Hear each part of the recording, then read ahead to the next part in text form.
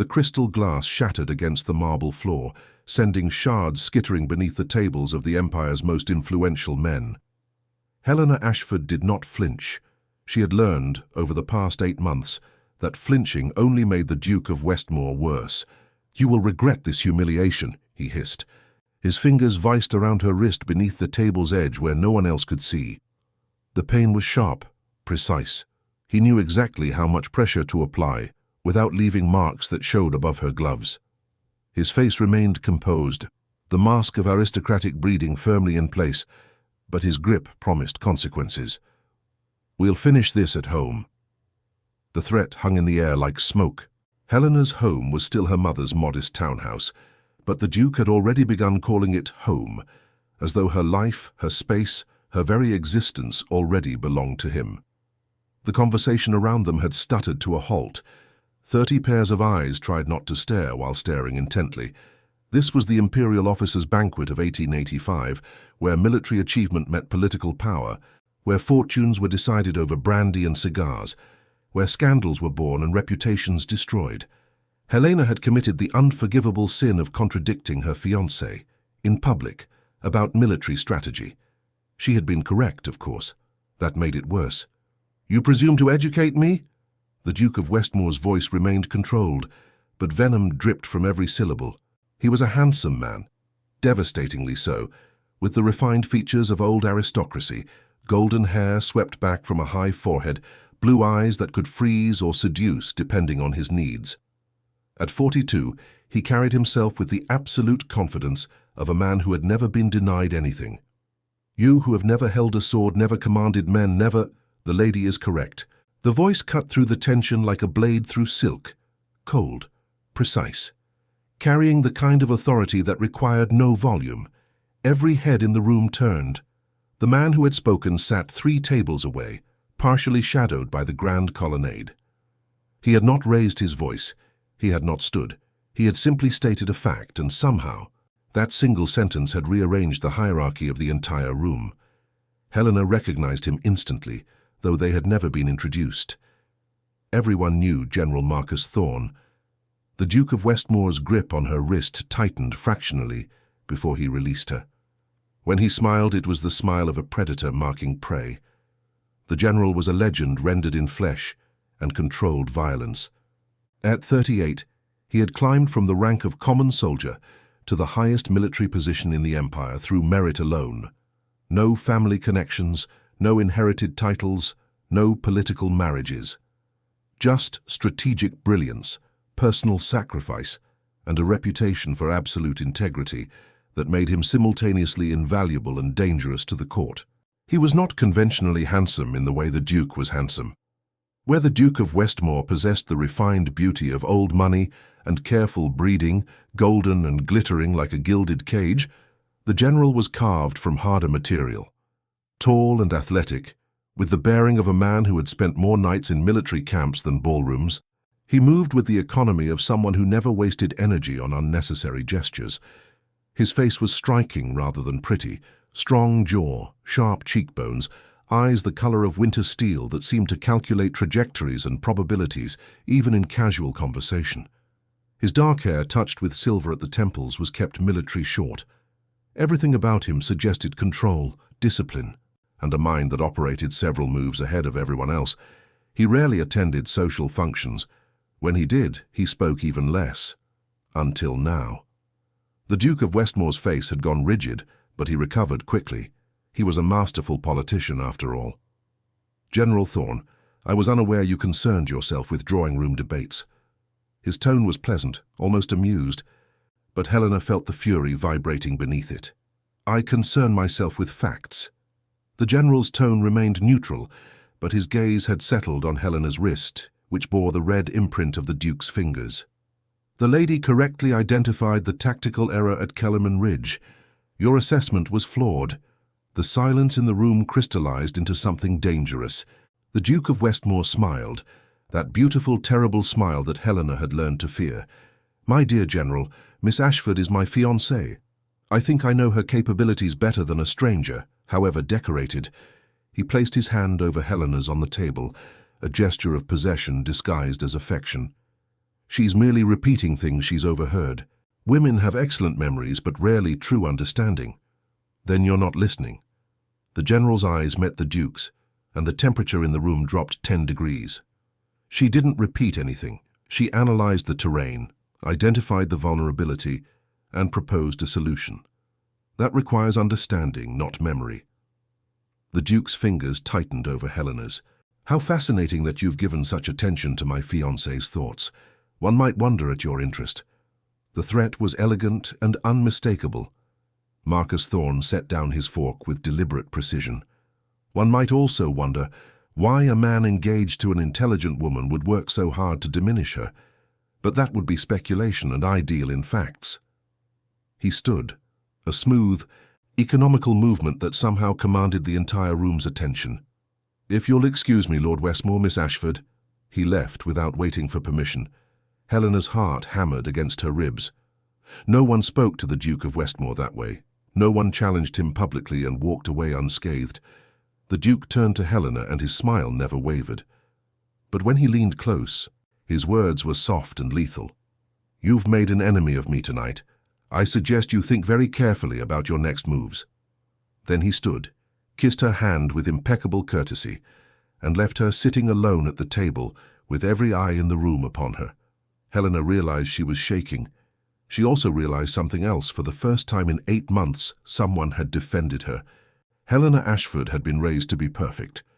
At 24, she was the only daughter of Baron Ashford, a minor nobleman whose greatest achievement had been marrying above his station and then dying young, leaving his widow and daughter with a respectable name and very little money.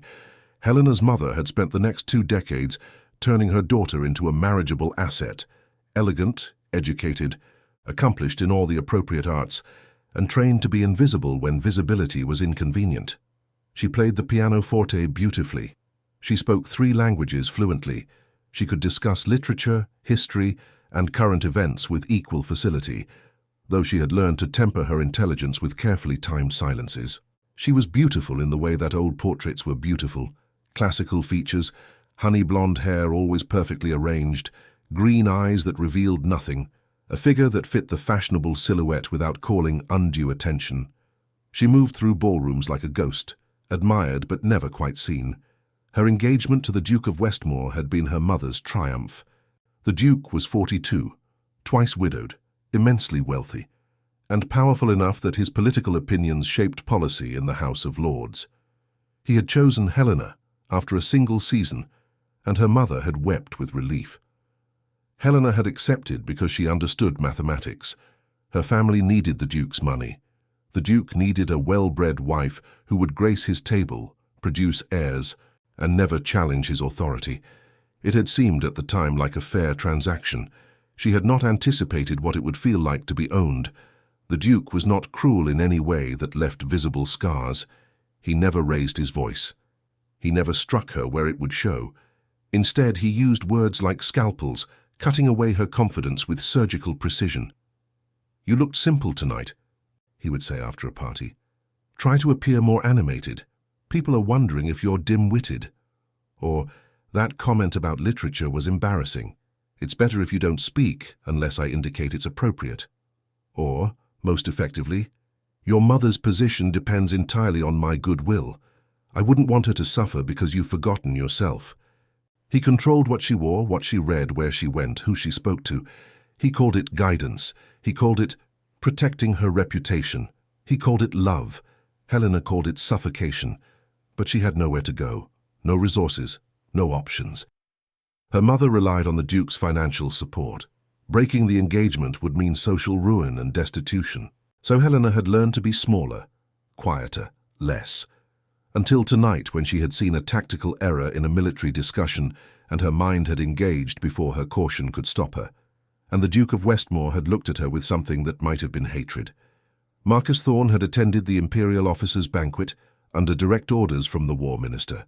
He would have preferred to be anywhere else. Social gatherings bored him. The performative nature of aristocratic interaction, the endless maneuvering for status, the conversations that said everything except what they meant. It was all inefficient. He dealt in strategies that worked and strategies that failed. Everything else was noise. He had noticed the lady before the glass shattered. She sat beside the Duke of Westmore with the careful stillness of someone managing pain. Her posture was perfect, her expression pleasantly neutral, but her hands told a different story. They rested in her lap, fingers interlaced, knuckles white with tension. Marcus had spent 20 years reading men in combat. Fear had a signature. So did controlled terror. When the Duke's hand had moved beneath the table to grip her wrist, Marcus had watched the lady's face remain absolutely calm, while a muscle jumped in her jaw. When she had spoken, quietly, respectfully, offering a correction to the Duke's assessment of a recent military campaign, Marcus had listened to her analysis. She was right. Completely, technically, strategically right. The Duke had humiliated her anyway. Marcus did not involve himself in civilian affairs. He did not interfere in domestic situations. He had learned, through hard experience, that the aristocracy policed its own, and outsiders, even decorated generals, were not welcome. But he had watched the lady's hands shake just once before she controlled them. And he had decided that some things could not be ignored. The carriage arrived at Helena's townhouse at precisely 8 o'clock the following morning. The Duke of Westmore did not send advance notice. He simply appeared, as was his right, as her fiancé. Helena's mother fluttered nervously as the butler showed him into the drawing room. "Your Grace, what an unexpected pleasure." "Leave us." The Duke's voice was pleasant, but it was not a request. Helena's mother hesitated, glancing at her daughter. Helena nodded slightly. Her mother fled. The Duke waited until the door closed before he moved. He didn't sit. He circled the room slowly, examining the modest furnishings, the worn carpet, the places where poverty showed through genteel pretense. "This is what you'll return to," he said conversationally, "if you ever embarrass me again. This and worse, do you understand?" Helena kept her hands folded. "Yes, Your Grace." "I don't think you do." He stopped in front of her, and his hand shot out, gripping her chin. Not hard enough to bruise, but firm enough to force her to meet his eyes. "That General Thorne, he's made you brave. That's dangerous, Helena, for you, for your mother, for anyone who depends on my goodwill." His thumb brushed her lower lip, a mockery of tenderness. "You belong to me. The betrothal contract is signed. The wedding is in 3 months. Between now and then, you will not speak out of turn. You will not attend events without my permission. You will not draw attention to yourself. Am I clear?" Helena's heart raced, but she kept her voice steady. "Yes, Your Grace." "Good." He released her and stepped back, his smile returning. "I'm not an unreasonable man, my dear. I simply require obedience. Once we're married, once you've learned your place, we'll be very happy together." He moved toward the door, then paused. "Oh, and Helena, I've taken the liberty of settling your mother's outstanding debts with the modiste and the grocer. She owes me now, not them. I thought you should know." The message was clear. He owned them completely. After he left, Helena sat in the silent drawing room and understood with perfect clarity that she had 3 months to find a way out, or she would spend the rest of her life in a beautiful prison. The invitation arrived 2 days later. The Imperial War College was hosting a symposium on modern military strategy, open to select members of the nobility and diplomatic corps. Helena's presence as the future Duchess of Westmore was formally requested. Helena stared at the heavy cardstock, her heart sinking. The Duke would never allow it. But there at the bottom was a single line of handwritten script. "Your insights would be valued. M.T." General Marcus Thorne had invited her personally. Helena knew she shouldn't go. The Duke had been explicit. No events without permission. Attending would be open defiance, but something in her had shifted during that banquet. When the general had defended her, had acknowledged her intelligence as real and valuable, something long dormant had stirred to life. She went to her mother that evening, her decision already made. "I'm attending the War College Symposium tomorrow." Her mother paled. "The Duke will never—" "I'm not asking his permission." "Helena, please." Her mother gripped her hands. "He controls everything. Our home, our finances, our futures. You cannot defy him." "I already have." Helena met her mother's eyes. At the banquet. And I'm going to do it again. He'll punish us. He already does. Helena's voice was quiet, but firm. Every day, in 1,000 small ways. I've been obedient, Mother. I've been perfect, and it's never enough. It will never be enough. Her mother looked at her as if seeing her for the first time. What's changed? Helena thought of Winter Steel eyes, and a voice that had cut through the Duke's cruelty with simple truth. I have, she said. The next morning, she sent the Duke a brief note informing him she would be attending the symposium. She did not ask permission. She did not apologize. She simply went. The War College was a masculine space of dark wood, leather, and maps marked with the blood of old campaigns. Helena arrived alone, her mother having refused to accompany her to what she called social suicide, and immediately felt the weight of male attention. She was the only woman present. The other attendees, officers, politicians, military historians, regarded her with everything from curiosity to open disdain. She was a novelty, an oddity, the Duke's fiancée playing at scholarship. Marcus Thorne found her in the atrium, studying a tactical display of the Battle of Asherton Vale. Miss Ashford. He inclined his head. Up close, he was taller than she'd realized, and the intensity of his focus was almost physical. Thank you for coming. General. She curtsied, aware of eyes tracking their interaction. I hope my presence won't cause difficulty. Difficulty is inevitable. His mouth curved in something that wasn't quite a smile. The question is whether it's worthwhile. He offered his arm. After a moment's hesitation, she took it. I should tell you, Marcus said quietly as he guided her through the crowd, that your analysis at the banquet was noted. Several officers have expressed interest in your observations on cavalry deployment. Helena glanced at him sharply. You're mocking me. I don't mock. His tone was flat, factual. I brought you here because you understand tactical theory better than half the men in this room. What you choose to do with that is your decision. He led her to a small group of younger officers who greeted her with wary respect, clearly uncertain how to interact with a woman who spoke their language. Marcus stayed close, not hovering, but present, a silent signal to the room. She was under his protection. The Duke arrived 1 hour into the symposium. Helena saw him before she heard him. A ripple of awareness moved through the crowd as the Duke of Westmore entered the War College's main hall. He was dressed impeccably, his golden hair catching the light from the tall windows, his presence commanding immediate attention. He had not been invited. Marcus noticed Helena's sudden stillness. Your fiancé, he observed quietly. Yes. Helena's voice was steady, but her hands had gone cold. The Duke moved through the room with the easy grace of a man who belonged everywhere. He greeted officers, exchanged pleasantries with the college's administrators, and slowly, inexorably, made his way toward Helena. My dear, he said when he reached her, his voice warm with affection that didn't reach his eyes. What a surprise to find you here. I thought we'd agreed you would rest today. We agreed to nothing, Your Grace. Helena kept her tone respectful but firm. You expressed a preference. I made a different choice. The Duke's smile tightened fractionally. How independent of you. His gaze shifted to Marcus, who had not moved from Helena's side. General Thorne, how kind of you to entertain my fiancée in my absence. Miss Ashford requires no entertainment, Marcus said.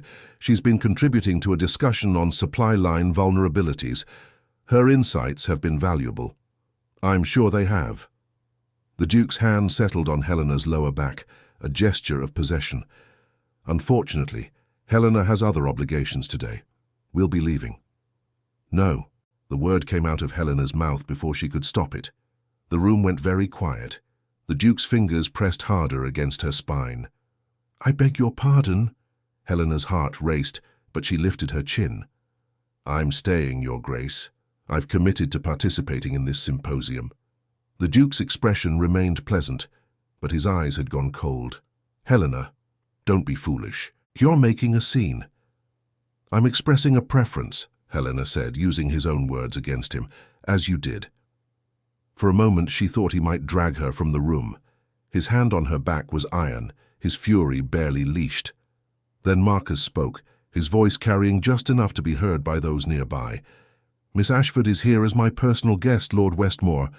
I would take it as a discourtesy if she were removed before the symposium concludes." The challenge was elegantly stated but unmistakable. The Duke understood power dynamics better than anyone. He could force Helena to leave, but it would require physically overriding the general's invitation, which would be seen as an insult to military authority. And General Marcus Thorne, for all his lack of aristocratic lineage, commanded respect that even dukes had to acknowledge. The Duke smiled. "Of course, General. How thoughtless of me. Helena, darling, I'll return for you when the symposium concludes. We have much to discuss." The threat in his voice was silk-wrapped steel. He kissed her hand, holding it just long enough for pain to bloom in her fingers, and left. Helena realized she was shaking. Marcus guided her to a quieter corner of the hall. "Are you all right?" "He's furious." "I know." Marcus's expression was grim. "I've made things worse for you." "No." Helena met his eyes. "You've made things clear. There's a difference." "What will he do?" Helena thought of the Duke's grip on her hand, the promise in his eyes. "I don't know, but it won't be pleasant." The Duke kept his promise. He returned for Helena when the symposium ended, arriving with a carriage and an expression of controlled fury. He said nothing during the ride to her townhouse. The silence was more terrifying than any words. When they arrived, he dismissed Helena's mother with a glance and closed the drawing-room door. "You defied me," he said quietly, "in public, in front of witnesses. I attended a scholarly event. You humiliated me." The Duke's voice remained soft, but his hand shot out, gripping her arm hard enough to leave fingerprints. "After I explicitly told you to remain out of sight, after I warned you about the consequences of disobedience." Helena forced herself to meet his eyes. "You don't own me yet, Your Grace." His laugh was ugly. "Don't I? I own your mother's debts. I own this house, in effect. I own every comfort you enjoy. And in 3 months, I will own you legally, completely, and irrevocably." He released her arm and stepped back, straightening his cuffs. "But you're right. I don't own you yet. So let me be clear about what happens if you continue this foolishness." He ticked off consequences on his fingers. "First, I will withdraw all financial support from your mother. She'll lose this house within a month. Second, I will ensure that every door in society closes to you both. No invitations, no credit, no mercy. Third, I will personally visit every man who might consider offering you an alternative and make it clear that associating with you would be unwise." He smiled. "And finally, my dear Helena, I will marry you anyway. The contracts are signed. Breaking them would cost you more than you can possibly afford. So you will stand beside me at the altar, and you will smile, and you will become my wife. The only question is whether your mother is destitute when it happens." He moved toward the door, then paused. "Oh, and Helena. General Thorne can't protect you. He's military, not aristocracy. One word from me to the right people, and he'll find his career has unexpected obstacles. So I suggest you stop using him as your shield." After he left, Helena sat in the darkness and understood that the Duke was willing to destroy everyone she cared about to maintain control. But she also understood something else. She would rather face destruction than continue living as his possession. Over the following weeks, a delicate and dangerous pattern developed. Helena attended symposiums. The Duke could not prevent her without openly breaking with General Thorne, which would have political costs he wasn't yet willing to pay. But he punished her for each attendance. He cut her dress allowance. He forgot to pay her mother's household staff. He spread quiet rumors about Helena's mental instability, her unnatural interests, her unwomanly behavior. Meanwhile, at the War College, Helena flourished. Marcus ensured she was included in substantive discussions. Her contributions were acknowledged, debated, refined. She was treated as an intellectual equal by men who would have otherwise dismissed her. Marcus himself never softened his approach. He asked her opinion and listened to the answer. He corrected her when she was wrong with the same directness he used with his colonels. He challenged her reasoning, pushed back on weak arguments, and acknowledged when she changed his mind. It was intoxicating. One evening, after a particularly intense debate about defensive fortifications, they stood in the War College courtyard while Helena's carriage was brought around. "You're thinking 3 moves ahead now," Marcus observed. "When you first arrived, you were thinking 2. Helena smiled despite herself. "Is that your way of saying I'm improving?" "It's my way of saying you're formidable." His expression was serious. "And I think you know it now." "The Duke says I'm delusional." Helena hadn't meant to say it, but the words slipped out. "He says I'm playing at scholarship to avoid facing my responsibilities." Marcus was quiet for a moment. "What does he say when you prove him wrong?" "He doesn't." Helena met his eyes. "He just finds new ways to make me smaller." "Helena." Marcus's voice dropped. "You know this can't continue." "I know. He won't let you go. Men like the Duke, they see other people as assets to manage, problems to solve. You've become a problem." "Then I'll become an impossible problem." Helena surprised herself with the fierceness in her voice. "I'd rather be impossible than perfect." Marcus looked at her for a long moment. "You're going to have to choose, soon, between safety and freedom." "I've already chosen," Helena said quietly. "I chose the moment I walked into this building." The carriage arrived. As Marcus handed her in, his fingers lingered on hers for just a moment. "I can't protect you from him," he said. "Not yet, not without causing a scandal that would destroy you as surely as he would." "I'm not asking you to protect me," Helena replied. "I'm asking you to treat me like I'm capable of protecting myself." Something shifted in Marcus's expression. "You are," he said, "but you shouldn't have to fight this battle alone." As the carriage pulled away, Helena realized that she was no longer simply resisting the Duke. She was preparing for war. The breaking point came at a state dinner 2 weeks later. Helena attended on the Duke's arm, having learned that refusing would result in retaliation against her mother. The Duke had made his expectations clear. She would be silent, decorative, and obedient. She had agreed. It was easier than fighting. But General Marcus Thorne was also in attendance, seated across the table and 4 places down. The Duke had noticed Helena's reaction when she saw the general, the slight softening of her expression, the way her shoulders relaxed fractionally. He'd said nothing, but his grip on her hand had tightened in warning. Throughout the dinner, the Duke maintained a performance of devoted affection. He complimented Helena's appearance. He spoke of their upcoming wedding with warm anticipation. He was the picture of a besotted fiancé.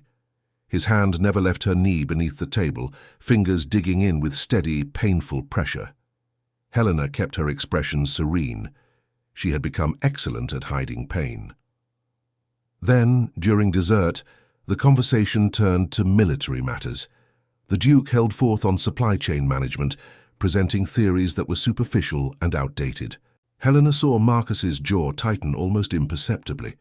"Interesting perspective, Lord Westmore," one of the generals said, "though I believe current doctrine has evolved past that approach." The Duke bristled. "I'm quite familiar with current doctrine." "Are you?"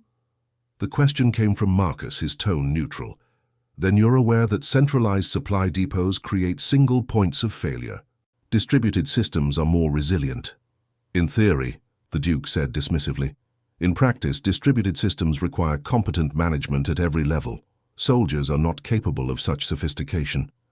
"They are if they're properly trained and trusted." Marcus's voice remained even. "Underestimating the intelligence of your forces is a reliable way to lose battles." The Duke smiled coldly. "You speak from experience, I presume. How many campaigns have you won, General?" 17, without losing a single one." The silence was razor-sharp. The Duke's hand on Helena's knee became painful enough that she had to bite the inside of her cheek to keep from reacting. "How impressive," the Duke said finally. "Though victories in the field are simpler than victories in society. Wouldn't you agree, my dear?" He turned to Helena, his eyes glittering with malice. Helena understood the trap. If she agreed, she insulted Marcus. If she disagreed, she defied the Duke in public again.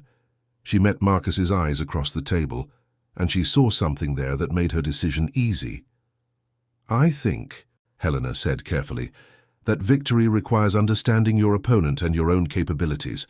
General Thorne excels at both. That's not simple. It's strategic brilliance.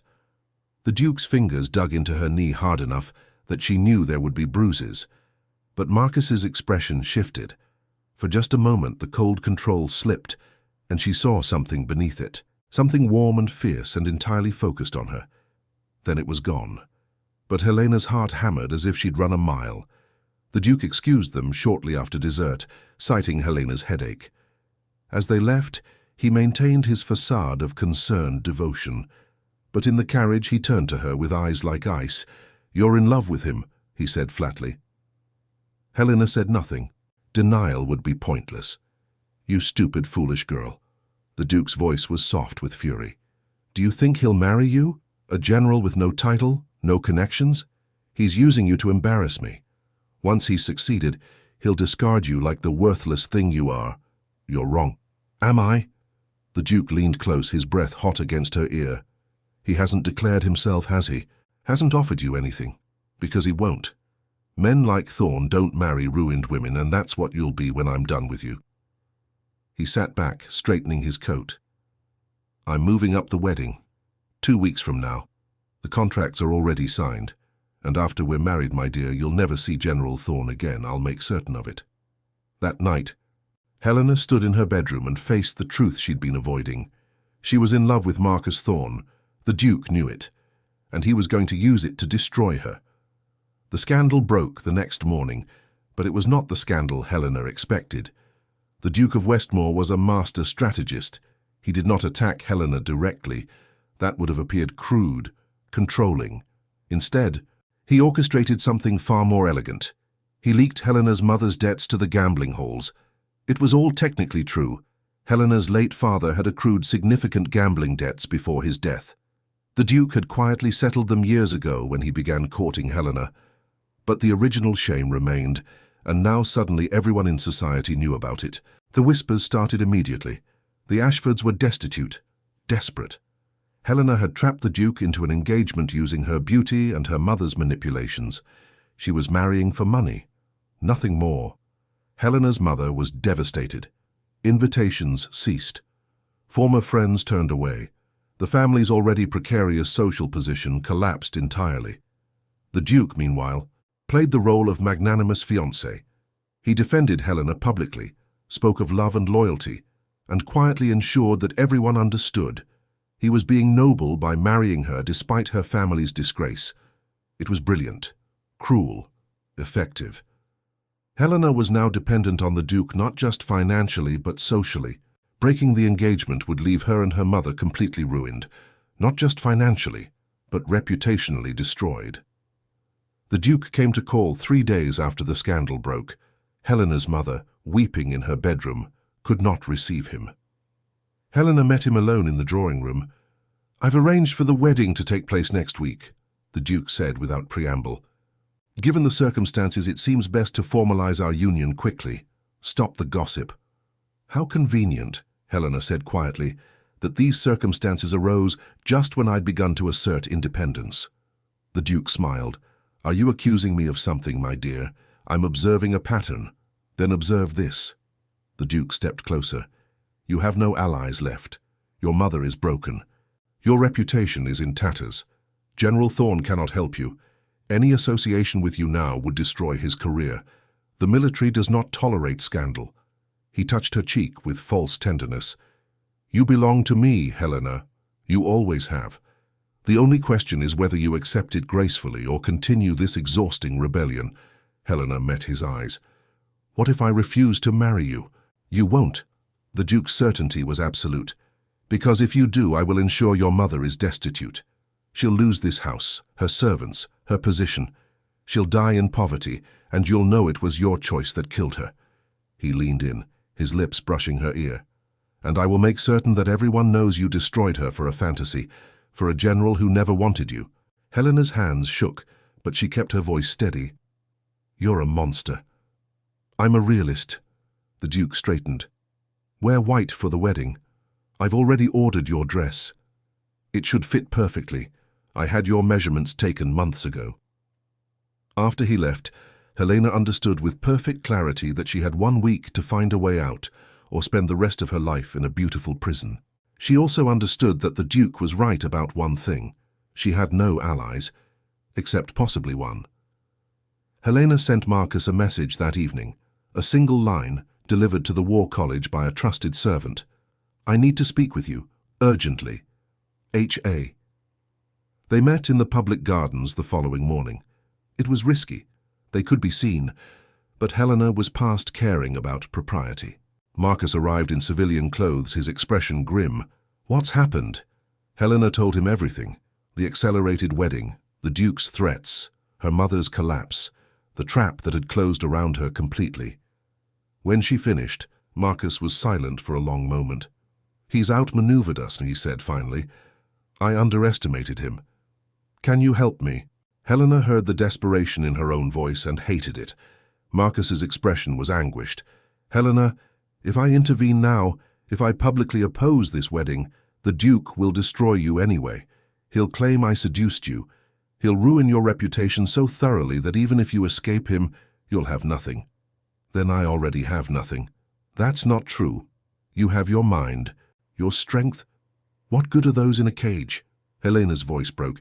"He's going to marry me, Marcus, in 1 week, and there's nothing I can do to stop it unless—" She stopped herself, but Marcus finished the thought. "Unless I marry you first." The words hung between them. "I can't ask that of you," Helena whispered. "You're not asking, I'm offering." Marcus's voice was rough. "But Helena, you need to understand what that means. I'm not the Duke. I can't give you wealth or position or social power. I can offer you my name, my protection, my absolute loyalty. But marrying me means burning every bridge to your old life. My old life is already ashes." Marcus studied her face. "Is this what you want? Or is this just escape?" Helena met his winter steel eyes and spoke the truth she'd been holding inside for weeks. "I want you," she said simply. "Not as escape, not as protection. I want the man who treats me like I have a mind worth respecting. I want conversations that challenge me instead of diminishing me. I want—" She stopped, overcome. "You," she finished quietly. "I just want you." Marcus closed his eyes briefly, and when he opened them, Helena saw the decision made. "Then you'll have me," he said, "but we have to move quickly. The Duke will fight this." "How quickly?" "Tomorrow." Marcus's voice was firm, decided. "I'll get a special license. We'll marry before he can stop us, and then—" He paused. "Then we deal with the consequences. There will be a scandal." "There's already a scandal." Marcus took her hand the first time he'd touched her so directly. "The question is whether you face it as the Duke of Westmore's possession or as my wife." Helena looked at their joined hands and felt something like hope for the first time in months. "Your wife," she said. "I want to be your wife." But even as they made their plans, Helena knew the Duke would not accept defeat. He would come for her with everything he had, and this time it would be war. The Duke of Westmore learned of Helena's plan within hours. He had been having her watched, of course. A man of his resources had eyes everywhere. Servants who reported back, acquaintances who shared gossip, a network of information that kept him several moves ahead. When Helena returned home from her meeting with Marcus, she found the Duke waiting in her mother's drawing room. Her mother was not present. Neither were the servants. They were alone. "Sit down, Helena." The Duke's voice was soft, terrifyingly soft. Helena remained standing. "You have no right to be here." "I have every right. The betrothal contracts are signed. Until they're formally dissolved, which requires both our consent, you are legally bound to me." He smiled. "And I will never consent. Then I'll go to court. By all means. Prepare for a legal battle that will take years and cost more money than you possess. During which time I will ensure that your mother is evicted, your name is destroyed, and General Thorne finds his career mysteriously stalled at every turn." Helena's blood ran cold. "You can't touch him. He's military. He requires political support for promotions, for funding, for influence." The Duke examined his nails casually. "I sit on the War Appropriations Committee. One word from me and his requests will be indefinitely delayed. His recommendations questioned. His judgment doubted." He looked up at Helena with eyes like ice. I can't destroy him outright, but I can make his life considerably more difficult, unless, of course, he withdraws his interest in you. He won't he? The Duke stood, moving toward her with predatory grace. He's a practical man, Helena, a strategist. When he weighs the costs, scandal, career damage, association with a woman of ruined reputation, against the benefits of marrying you, what do you think he'll choose? Helena forced herself to meet his gaze. He's not like you. He doesn't measure people by cost and benefit. Everyone does, my dear. Some are just better at hiding it. The Duke touched her face and she forced herself not to flinch. I'm going to make him an offer. His career, untouched and supported, in exchange for walking away from you. And he'll take it, Helena, because that's what practical men do. You're wrong. Am I? The Duke's thumb brushed her cheekbone. We'll find out tomorrow. I've arranged a meeting with the General. You're welcome to attend if you'd like to watch your fantasy die. He left without waiting for a response. That night, Helena paced her bedroom, terror and fury warring in her chest. The Duke was going to threaten Marcus and she had no way to stop it, unless she surrendered first. The thought crystallized with horrible clarity. She could protect Marcus by giving the Duke what he wanted. She could marry the Duke, endure the cage, and Marcus's career would be safe. It would destroy her, but it would save him. Helena sat down at her writing desk and began a letter to Marcus explaining everything, telling him to take the Duke's offer, to save himself. She got 3 sentences in before she stopped. This was what the Duke wanted, to make her so afraid for Marcus that she sacrificed herself, and she was about to do exactly that. Helena tore up the letter and made a different choice. She would attend the meeting. She would stand beside Marcus, and whatever the Duke threatened, they would face it together. The Duke had chosen neutral ground, a private room at his gentleman's club where women were not permitted. Helena went anyway. She arrived 10 minutes before the scheduled meeting, dressed in her most severe walking dress, and informed the scandalized butler that she was expected. She was not expected. The Duke's fury when she entered the private room was almost worth the risk. Helena! What a surprise. His voice could have frozen water. I'm part of this discussion, Helena said calmly. I'm staying. Marcus arrived moments later. His expression when he saw Helena was complicated. Concern, frustration, something that might have been pride. Miss Ashford, he said formally, this meeting was intended to be private. Nothing about my life is private anymore. Helena sat in the chair across from the Duke. Say what you came to say, Your Grace. The Duke's smile was venomous. Very well, since the lady insists. He turned to Marcus. General Thorne, I'm prepared to make this simple. Withdraw your interest in Miss Ashford, and I will ensure your career continues without impediment. In fact, I'll actively support your next promotion. Marcus's expression didn't change. And if I refuse, then I will make your professional life exceedingly difficult. Not impossible. I'm not foolish enough to try destroying a decorated general outright, but difficult enough that every achievement requires twice the effort. Every request faces unexpected delays. Every ally finds reasons to be elsewhere. The Duke leaned forward. I'm offering you the easy path, General. Take it. Marcus was silent for a long moment. Helena's heart hammered. Then he spoke, his voice flat and cold. No. The Duke blinked. I beg your pardon. I said no. Marcus's winter steel eyes locked on the Duke. You're offering me comfort in exchange for abandoning someone I care about. That's not a bargain. It's cowardice. It's pragmatism. It's what cowards call pragmatism when they want to justify their weakness. Marcus stood. I've faced enemy forces, supply shortages, and incompetent leadership. I've won 17 campaigns against odds that would have broken lesser men. Do you honestly think I'm afraid of paperwork delays and political inconvenience? The Duke's face had gone rigid. You're choosing scandal and difficulty over a clear path. That's not strategic. That's emotional. Yes, Marcus said simply. It is. Because some things are worth the cost. He looked at Helena, and his expression softened fractionally. She's worth the cost. Helena felt tears prick her eyes but forced them back. The Duke's control finally cracked. You self-righteous fool. She's nothing. A penniless woman with a ruined reputation and no prospects. You could have anyone. I want her, Marcus interrupted. And unlike you, I understand the difference between ownership and partnership. The Duke stood, fury radiating from him. Then you're both fools, and you'll suffer the consequences together. He looked at Helena, and for the first time, she saw genuine hatred in his eyes. I loved you, Helena. Or I thought I did, but you've poisoned yourself against me, chosen this, commoner over everything I offered. You didn't love me, Helena said quietly. I loved the idea of owning something beautiful that you could control. That's not the same thing. The Duke's hand twitched, and for a moment, Helena thought he might strike her. Marcus moved between them, a subtle shift of position that placed his body as a shield. The Duke laughed bitterly. How romantic, the general protecting his lady. He moved toward the door, then paused. You think you've won, you haven't.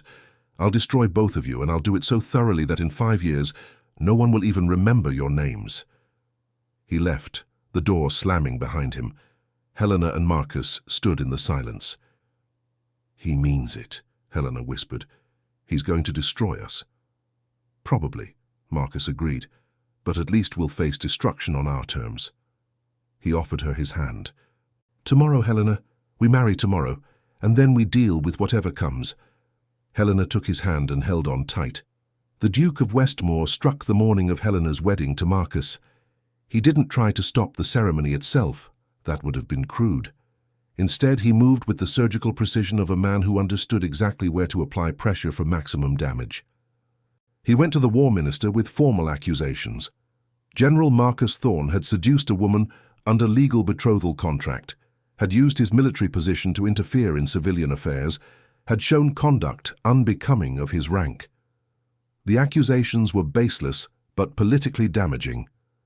The War Minister, who owed Marcus considerable favors but also owed the Duke political support, called Marcus to his office 2 hours before the scheduled wedding. Helena, waiting in her borrowed wedding dress at Marcus's modest townhouse, received word via a pale-faced aide. The general sends his apologies, one the young officer said. He's been detained. He says to wait. Helena did not wait. She went to the War Office herself, still in her wedding dress, and walked into the War Minister's office without invitation or permission. 3 men looked up in shock. The War Minister, General Thorne, and the Duke of Westmore. Miss Ashford, the War Minister said, flustered. This is highly irregular. I'm aware. Helena's voice was calm, despite the terror coursing through her. Your Grace, she addressed the Duke directly. You wanted my attention. You have it. The Duke's expression was murderous. Helena, this doesn't concern you. An inquiry into my fiancé's conduct doesn't concern me. Helena moved further into the room. How strange, since the accusations seemed to center on his relationship with me. Marcus had stood when she entered. Helena, you shouldn't be here. Neither should you, she replied. This is manipulation, not justice. The Duke smiled coldly. On the contrary, this is exactly justice. General Thorne interfered in a legal betrothal contract. There was no legal contract, Helena interrupted. Only an informal agreement which I ended of my own free will. After he seduced you. He did no such thing. Helena's voice sharpened. What General Thorne did was treat me with respect. He invited me to scholarly discussions, engaged with my ideas and valued my mind. If you consider that seduction, Your Grace, it says more about your deficiencies than his conduct. The War Minister cleared his throat. Miss Ashford, perhaps— No, Helena said firmly. I will not, perhaps. I will not be silent while lies are used to destroy a good man because he dared to see me as something more than an ornament. She turned to the War Minister directly. Sir, I was there. At every symposium, every discussion, General Thorne maintained absolute propriety. He did not speak to me privately, did not make advances, did not conduct himself in any manner that could be considered inappropriate. The Duke's accusations are false, and they're motivated by wounded pride, not truth. The Duke's control finally snapped. You ungrateful— He lunged toward Helena, hand raised. Marcus moved with the speed of a trained soldier.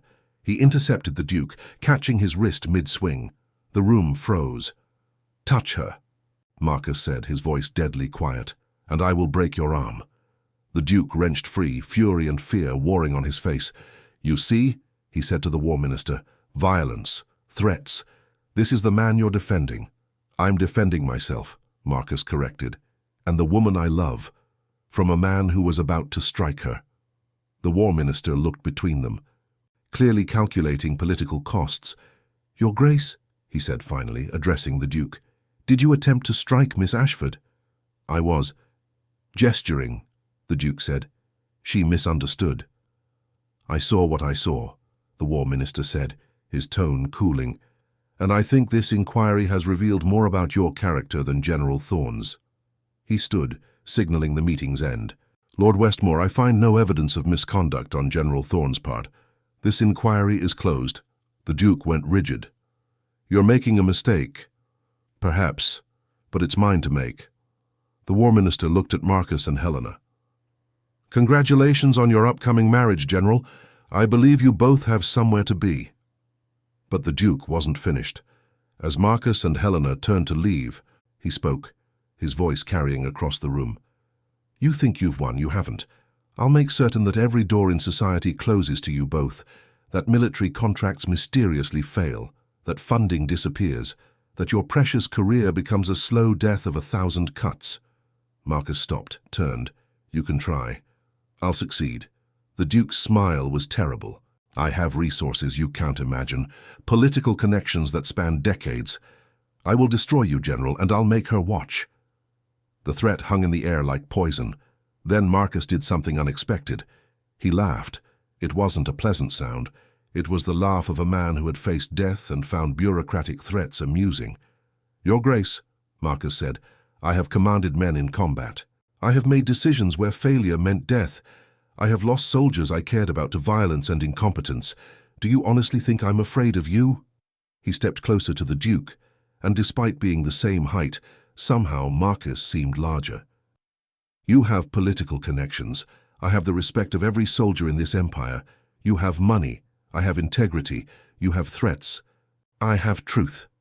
His voice dropped to something cold and absolute. "And the difference between us, Lord Westmore, is that I don't need to destroy you. You're doing that yourself. Every person in this room now knows you attempted to strike an unarmed woman. Every officer in the War Office will hear about this inquiry by sunset. You've shown your character, and it's ugly." The Duke's face had gone white. Marcus offered Helena his arm. "Come, my dear, we have a wedding to attend." They left the War Minister's office and walked into the corridor. Only then did Helena begin to shake. Marcus pulled her into a quiet alcove and held her while she trembled. "It's over," he said quietly. "He's done. He'll still try. Let him try." Marcus tilted her face up to meet his eyes. "Helena, I'm not afraid of his threats. I'm not afraid of scandal or career damage or political games. I'm only afraid of one thing." "What?" "Losing you." His thumb brushed her cheek. "Everything else is just noise." Helena kissed him there in the War Office corridor and didn't care who saw. They married that afternoon in the War College chapel, as planned. It was a small ceremony. A handful of Marcus's officers, Helena's mother, who had eventually come to terms with reality, and the War Minister himself, standing as Marcus's witness in a deliberate political statement. The Duke was not invited. Helena wore a simple ivory dress that her mother had managed to procure from somewhere. It wasn't grand, but it was hers. And when Marcus saw her walking toward him down the aisle, the look on his face made her feel like a queen. When they spoke their vows, Helena's voice was steady. When Marcus slipped the ring onto her finger, a simple gold band with an inscription inside that read, "As I am," his hand didn't shake. When he kissed her, it was gentle and deliberate and full of promise. And when they left the chapel as husband and wife, Helena realized that for the first time in her life she was free. The scandal lasted exactly 2 weeks. The Duke tried to make good on his threats. He pulled political strings. He spread rumors. He made veiled accusations. But Marcus had been right. The Duke had shown his character, and the Ton had noticed. The story of a powerful aristocrat attempting to strike a woman in the War Minister's office spread like wildfire. The Duke's reputation, once impeccable, developed cracks. His political allies began to distance themselves. Meanwhile, General Marcus Thorne and his brilliant new wife became something of a curiosity. People whispered about the scholarly symposiums, about Helena's unprecedented presence at the War College, about the general who had chosen intelligence over position. The whispers were not all kind, but they were not all cruel either. And 6 weeks after the wedding, Helena received a letter from the War College. They wanted her to lecture on cavalry deployment theory. It was unprecedented, it was controversial. It was exactly what she'd hoped for. 2 weeks after the wedding, Marcus found Helena in his library, their library now, surrounded by papers and military texts. "What are you working on?" he asked, setting down his own documents. "The lecture." Helena looked up, excitement bright in her eyes. "The War College wants me to present on defensive cavalry formations. I'm terrified." Marcus crossed to her, reading over her shoulder. "Your argument is sound. You're over-preparing." "I'm a woman lecturing to military officers. I can't afford to be anything less than perfect." "You're already perfect." Marcus turned her chair to face him. "But that's not the same as being flawless. You're allowed to be nervous. You're allowed to make mistakes. That's how we learn." Helena smiled. "Is this what marriage to you will be like? Endless tactical advice?" "I hope so." Marcus's expression softened. "Though I should warn you, you're already teaching me things." "Such as?" "That strategy without humanity is just mathematics. That the strongest fortifications are built on respect, not fear." He touched her face gently. "That love requires more courage than war." Helena stood, moving into his arms. "I was so afraid of the Duke, of what he could do to us." "He did do things to us," Marcus pointed out. "We survived anyway." "Because of you. Because of us," Marcus corrected. "You walked into the War Minister's office in your wedding dress and defended me. That took extraordinary courage. I was terrified. Courage and terror aren't opposites. They're companions." He kissed her forehead. "You taught me that." They stood together in the quiet library, and Helena realized that this, not grand gestures or dramatic declarations, but quiet moments of mutual respect and understanding, was what love actually meant. "The Duke won't stop trying to hurt us," she said quietly. "Probably not." Marcus's arms tightened around her. "But every time he tries, he reveals more of his ugliness. Eventually, he'll destroy himself without our help. And until then, we build the life we want. You lecture at the War College. I command armies. We argue about tactics over dinner and scandalize society by being happy." Helena laughed despite herself. "That sounds perfect." "It does, doesn't it?" Marcus tilted her face up to his. "I love you, Helena Thorne, not for your tactical mind or your courage, though I admire both. I love you because you saw what you wanted and fought for it, even when fighting meant losing everything you'd been taught to value." "I love you too," Helena whispered. "You gave me permission to be myself. That's the greatest gift anyone's ever given me." They kissed, and it tasted like freedom. 6 months later, Helena stood in front of 200 military officers and delivered her lecture on defensive cavalry formations. Her hands shook for the first 5 minutes. By the end, she had the room enthralled. When she finished, the applause was genuine and sustained. Officers approached her with questions, with counter-arguments, with genuine intellectual engagement. Marcus watched from the back of the hall, pride evident on his usually controlled face. Afterward, as they walked through the War College grounds together, Helena said, "That was terrifying. You were magnificent. I was adequate. You were brilliant." Marcus stopped walking and turned to face her. "And the War College wants you to develop a full course. 6 lectures, they'll pay you for it." Helena stared at him. "They'll pay me?" "You're providing valuable expertise. Of course they'll pay you." Marcus smiled. "Welcome to professional life, Professor Thorne." Helena laughed, the sound bright and genuine. "The Duke would be apoplectic if he knew." "The Duke," Marcus said, "is currently dealing with a Treasury investigation into some questionable financial dealings. Apparently his manipulations of your mother's debts caught the attention of the wrong people." Helena looked at him sharply.